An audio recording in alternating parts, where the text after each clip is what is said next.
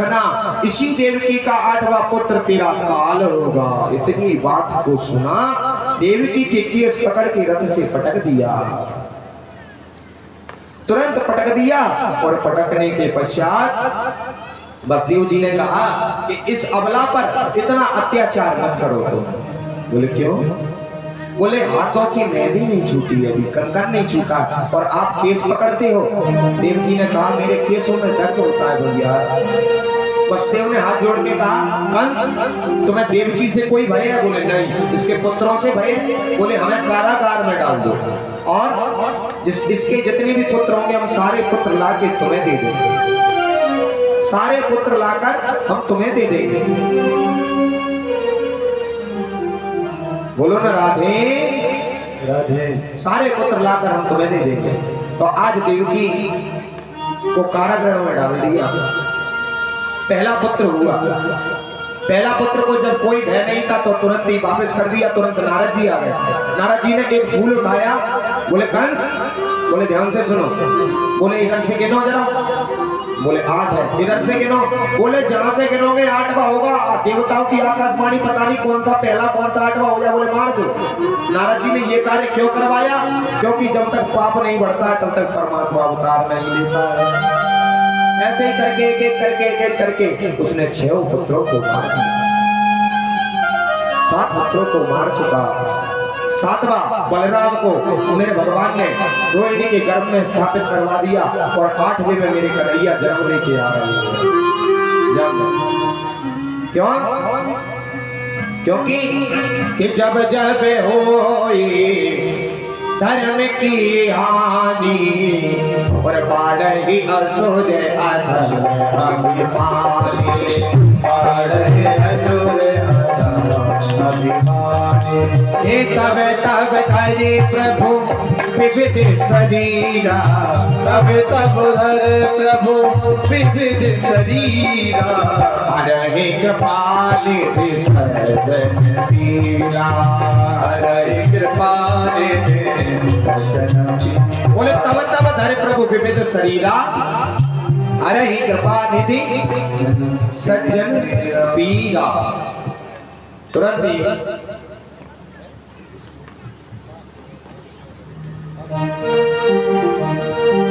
तो आज हमारे गोविंद प्राकट लेके आए हैं। तो अब तुरंत ही हमारी देवकी मैया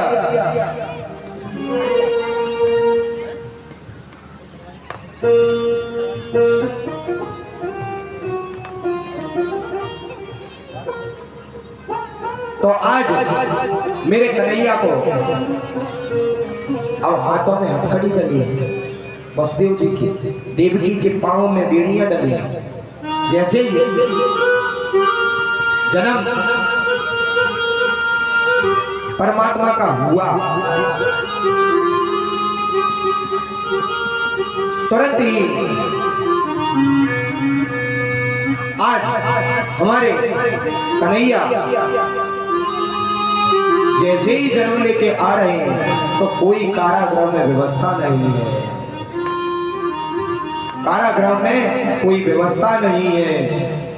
अब तो भैया घबराए कि सत्यम व्रतम सत्य परम त्रिसत्यम, सत्यस्य योनिः च सत्ये, सत्यात्मकं सत्य व्रत सत्य नेत्रम, सत्यात्मकं त्वां शरणं प्रपद्ये। सत्य लोक से सत्य परमात्मा अवतारित हो रहा है। जैसे ही कन्हैया ने जन्म लिया, बोले कृष्ण कन्हैया लाल की जय हो। अब तो भैया ताड़े लगे हैं। तो वसुदेव जी की आंखों से आंसू निकलने लगे और कहने लगे कि ताले लगे गुजराती, ताले लगे गुजराती, ललन तो कैसे बचाऊं रे। ताले लगे गुजराती, ललन तो कैसे बचाऊं,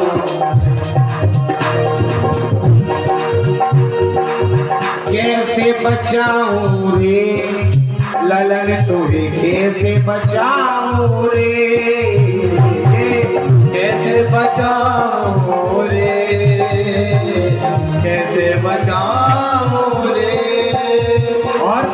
कहा है, तेरो मामा बड़ो कुलराती, मामा बड़ो कुलराती, लगे तू ही कैसे बचाओगे, तेरो मामा बड़ो कुलराती, लगे तू कैसे बचाओगे। और आतन में पड़ गई हथकड़ियाँ, आतन में पड़ गई,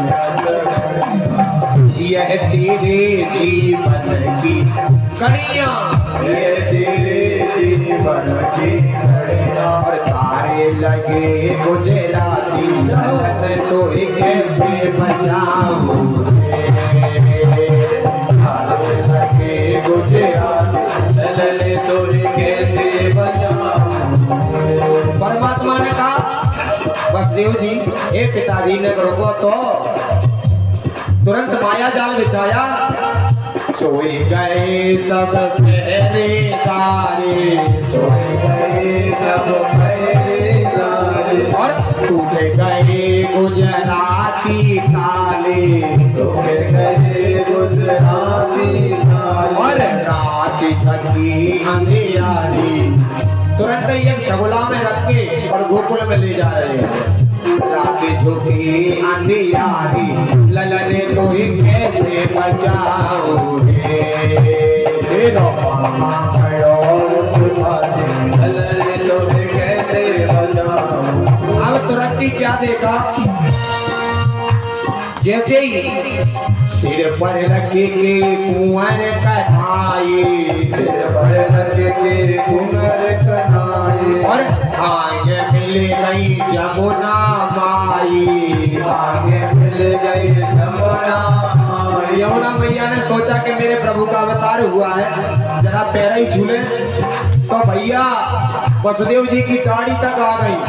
जब कन्हैया ने सोचा कि मेरे पिताजी को डुबाएगी क्या, तुरंत ही कन्हैया ने वो डलिया से पैर नीचे कर दिया है, और देख फटे मेरी छाती, ललन तो ही कैसे बुलाओगे, तेरा मामा बड़ो कुलराती, ललन तो ही कैसे बचाओगे, तेरा मामा बड़ो कुलराती, ललन तो ही कैसे बचाओगे, तेरा मामा बड़ो कुलराती, ललन तो ही कैसे बचाओगे।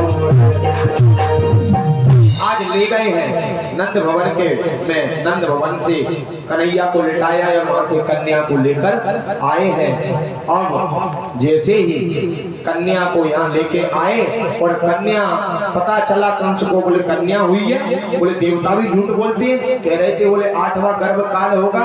तुरंत नारद जी आए, नारद जी ने कहा बोले इसको भी मार देना, क्या पता लड़की है कि लड़का है, कब देवताओं की भाषा कौन समझे। तुरंत ही उसने जैसे ही उस पत्थर पर मारने को हुए, हाथ से वो लड़की देवी छूटकर और आकाश मार्ग में जाकर आवाज देती है, अरे कंस तू मुझे क्या मारेगा, तुझे मारने वाला तो ब्रज में पैदा हो चुका है। वो बिजली है जो कि चमकती है, कन्हैया की बहन है। ध्यान दे, अब हमारे पंडित जी ठाकुर जी को लेकर वहाँ प्लेट में रख देंगे, सभी लोग कन्हैया का पूजन करेंगे, एक भी लोग वंचित ना रहे, फूल चावल रोली से कन्हैया का जन्मोत्सव के भजन सुनेंगे सभी लोग। और कल की बहुत सुंदर सुंदर झांकी, आज हमने देखा कि मैंने कहीं झांकी तो हम आज भी लगवा सकते थे, लेकिन हमने सोचा कि भैया जब लोग ही नहीं आए, हमारे कलाकारों ने बोला, कानपुर इंटरनेशनल आर्ट ग्रुप वालों ने, धीरज भैया एवं सुनील भैया ने, कि महाराज थोड़ा पब्लिक थोड़ी और हो जाने दो, हमें तो कला दिखाने आई, अधिक से अधिक संख्या में पधारे, कल बधाई भी हो।